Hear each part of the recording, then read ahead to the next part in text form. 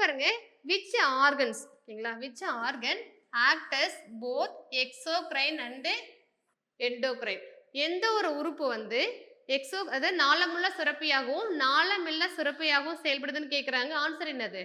pancreas, kidney, liver, lungs. Answer வந்து pancreas. கணையம் தான் என்ன பண்ணும் அப்படின்னா வந்து நாளமுள்ள சுரப்பியாகவும் நாளமில்லா சுரப்பியாகவும் செயல்படும். அது எப்படின்னு சொல்லிட்டு நம்ம பார்க்கும்போது pancreas பார்க்கும்போது பார்ப்போம். நெக்ஸ்ட் பாருங்க which one is referred as the master gland? pineal gland, pituitary, thyroid, adrenal. ஓகேங்களா? சோ என்ன கேக்குறாங்கன்னா master gland அப்படினு கேக்குறாங்க. தலைமை சுரப்பி எது? pituitary என்ன சொல்றாங்க அப்படினா வந்து master gland தலைமை சுரப்பின்னு சொல்றாங்க. ஏன்? நம்ம ஃபர்ஸ்ட் பார்த்தோம்ல pituitary gland என்ன பண்றாங்கன்னா மோஸ்ட்லி எல்லா ஆக்டிவிட்டியுமே அவங்க கண்ட்ரோல் பண்றான்னு பார்த்தோம். அதுல 2 டைப்ஸ் ஆஃப் வந்து glands பார்த்தோம் இல்லையா? என்னென்ன இருக்கு? adenohypophysis, நியூரோ ஹைப்போபைசிஸ் 2 இருக்கு.